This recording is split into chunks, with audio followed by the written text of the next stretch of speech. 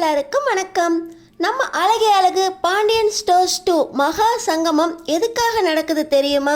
நம்ம அழகே அழகு குடும்பத்துல தங்கராஜுக்கு பிடிக்கவே பிடிக்காத ஒருத்தர் கட்டாயமா நுழைய போறாரு. தங்கராஜ மீறி அந்த அழகே அழகு குடும்பத்துல இணைய போற புது நபரை அவங்க ஏத்துக்குவாங்களா? அதை ஏத்துக்க வைக்கிறதுக்காக தான் பாண்டியன் ஸ்டோர்ஸ்ல இருந்து கோமதி, மீனா, ராஜி 3 பேரும் வந்திருக்காங்க. இவங்க 3 பேர் சொன்னால் மட்டும் நம்ம அழகே அழகு குடும்பத்தில் இன்னொரு புது நபரை ஏற்றுக்க போகிறாங்களா? என்னென்ன குழப்பங்கள் வரப்போகுது, என்னென்ன பிரச்சனைகள் வெடிக்க போகுது, வாங்க பார்க்கலாம். ஸோ பார்த்தீங்கன்னா தன்னோட மாமனார் ராகவன் வீட்டுக்கு வந்திருக்க விருந்தாளிகளை பார்க்கறதுக்காகவே தங்கராஜ் அவரோட மனைவி ரேவதி, குழந்தைங்க இளவரசி, தருணை கூட்டிக்கிட்டு சந்தோஷமாக வீட்டுக்கு வராங்க.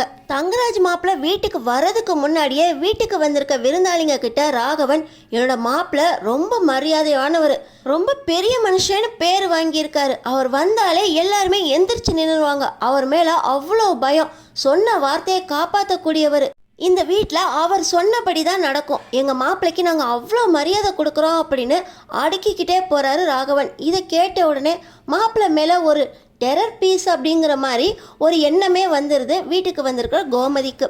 அதுக்கேற்றாப்புல வீட்டில் தடப்படலாம் நான்வெஜ் விருந்தே சமைக்கிறாங்க நம்ம மலர் கூடையே இருந்து மீனா, ராஜி, கோமதி எல்லாருமே சமையலுக்கும் உதவி செய்கிறாங்க. கரெக்டாக தங்கராஜ் வீட்டுக்குள்ளே நுழையிறப்போ எல்லாருமே அவரை பார்க்கணுங்கிற ஆர்வத்தோடு வராங்க.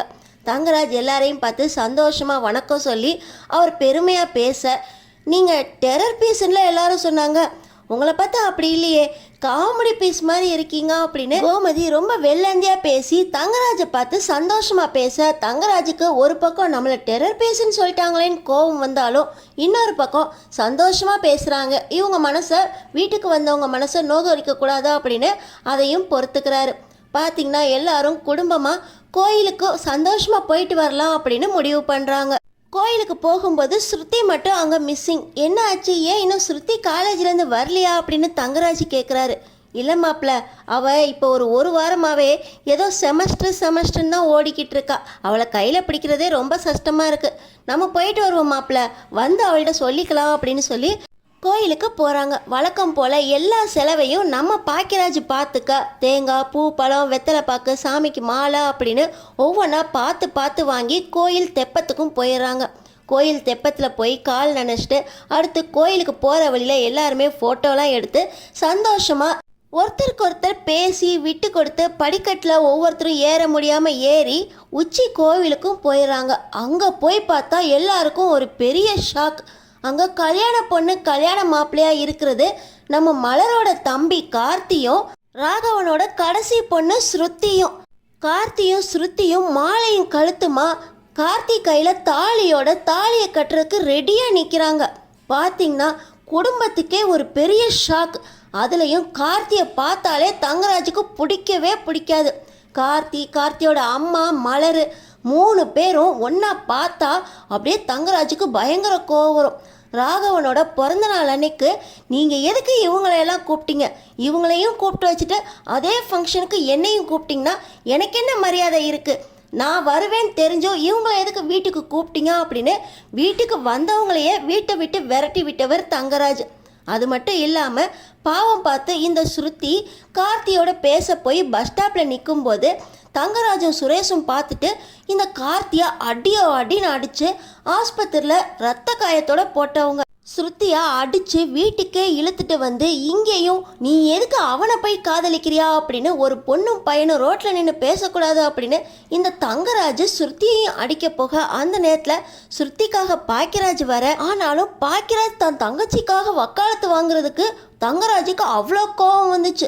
ராகவன் கிட்ட போய், மாமா இந்த வீட்டுக்கு நான் முக்கியமா அவன் முக்கியமா, வார்த்தைக்கு வார்த்தை, மாப்பிள்ளை சொல்லப்படி தான் இந்த வீட்டில் நடக்கும், மாப்பிள்ளை தான் இந்த வீட்டுக்கு எல்லாமே, மாப்பிள்ளை சொல்படி வேற யாருமே முக்கியம் இல்லை அப்படின்னு சொல்வீங்களே, இப்போ ஏன் கையையே தடுத்து நிறுத்துறாரு உங்கள் புள்ள, நான் வேணுமா உங்கள் புள்ள வேணுமா அப்படின்னு ராகவனையும் ஏற்று விட்டு ராகவன் தங்கராஜ்கிட்ட, மாப்பிள்ளை நீங்கள் தான் எனக்கு முக்கியம் அப்படின்னு சொன்னதோடு இல்லாமல் ராகவன் நேராக பாக்கியராஜ்கிட்ட போய், உனக்கு எதுக்குடா தங்கச்சி மேலே அவ்வளோ அக்கறை, இந்த வீட்டில் மாப்பிள்ளைக்கு இல்லாத அக்கறை உனக்கு உன் தங்கச்சி மேலே வந்துருச்சா, உன் தங்கச்சி கல்யாணம் நடக்குதோ இல்லையோ நீ மலரை கல்யாணம் பண்ணிக்கிட்டா போதுன்னு போனவன் தானே, உனக்கு இவ்வளோ அக்கறை தேவையில்லை, நீ இந்த வீட்டில் எந்த ஒரு யூஸுமே இல்லை, மாப்பிள்ளை தான் இந்த வீட்டுக்கு எல்லாமே அப்படின்னு அப்பா வாயாலேயே புள்ளைய திட்ட வச்சு சண்டையை மூட்டி விட்டவர் இந்த தங்கராஜ்.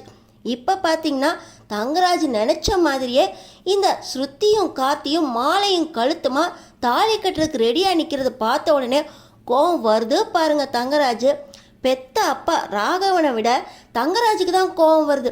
இந்த கல்யாணம் எப்படி நடக்குது பார்க்குறேன் அப்படின்னு சொல்லி இந்த கல்யாணம் நடக்கவே கூடாது அப்படின்னு பயங்கர கோவத்தோட செம்ம வேகமாக தாலி கட்ட போகிற கார்த்தியை அடிக்கிறதுக்காக தங்கராஜ் வேகமாக போகிறாரு.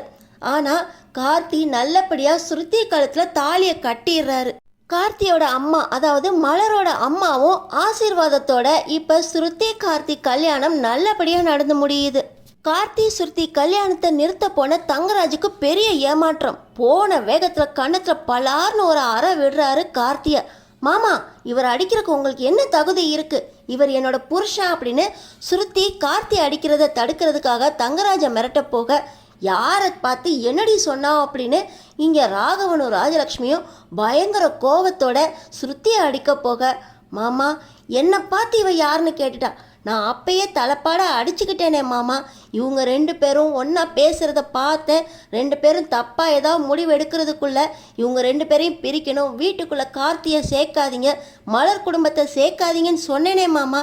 இப்போ பாருங்க மாமா, நான் சொன்ன மாதிரியே இந்த கார்த்தியும் ஸ்ருதியும் கல்யாணமே பண்ணிட்டு நிற்கிறாங்க. இந்த கல்யாணத்தை கல்யாணமாகவே ஏற்றுக்க கூடாது மாமா. ஸ்ருதி கழுத்தில் இருக்க தாலியை அறுத்துருங்க மாமா அப்படின்னு தங்கராஜ் சொல்கிறாரு. என்ன காரியண்டி பண்ணி வச்சிருக்கா அப்படின்னு ராஜலக்ஷ்மி ஸ்ருதி பக்கத்தில் வந்து ஸ்ருதியை அடிக்க போக, என் பொண்டாட்டி மேலே கை வைக்காதீங்க அப்படின்னு கார்த்தி ஸ்ருதிக்காக ராஜலக்ஷ்மி கிட்ட சண்டை போட போக, ஏன் மலரு, உன் தம்பி என்ன காரியம் பண்ணி வச்சிருக்கான் பாத்தியா? ஏன் தம்பி எங்க அத்தா அப்படின்னு சொல்லி ராகவியை கொண்டு போய் கொடைக்கானல் போகும்போது அவங்க வீட்டில் விட்டியே, எவ்வளோ நம்பிக்கையாக விட்டுருப்ப. இப்போ என் பொண்ணையும் அது மாதிரி கூட்டிகிட்டு போகிறாண்டி. எங்கள் வீட்டிலேருந்து பிரித்து என் பொண்ணை ஏமாற்றி கல்யாணம் பண்ணியிருக்கான். இவன் ஒரு வக்கத்தவன், உங்கள் அம்மா ஒரு காரியக்காரி. என்ன கல்யாணம் பண்ணி வச்சுருக்காங்க பாத்தியா?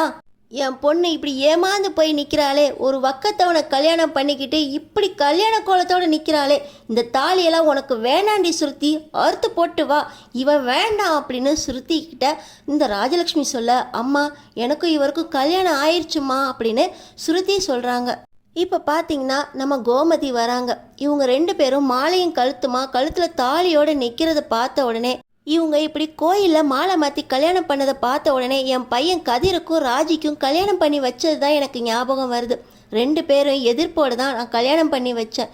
2 பேரும் இஷ்டமே இல்லாமல் தான் கோயிலில் தாலி கட்டி வீட்டுக்கு வந்தாங்க. ஆனால் ஒருத்தருக்கு ஒருத்தர் விட்டு கொடுத்து இப்போ இவங்கள மாதிரி ஒரு நல்ல தம்பதியர் இல்லவே இல்லை அப்படின்னு சொல்கிற அளவுக்கு அந்யோன்யமாக இருக்காங்க. இவங்க 2 பேரும் அந்த அளவுக்கு சந்தோஷமாக வாழ்வாங்க. சந்தோஷமாக 2 பேரையும் ஏற்றுக்கிட்டு வீட்டுக்கு கூட்டிகிட்டு வாங்க அப்படின்னு கோமதி சொல்கிறாங்க. வீட்டுக்கு வந்தமா, விருந்து சாப்பிட்டமா, வேலை முடிஞ்சிச்சா கிளம்புன மாதிரி இருக்கணும். எங்கள் வீட்டு குடும்ப விஷயத்தில் நீ தலையிடாத. காலையிலேருந்தே மலரு மலருன்னு நீ அவளுக்காக வக்காலத்து வாம்பத்திலே தெரியும் இந்த மாதிரி ஏதாவது நடக்க போகுது அப்படின்னு.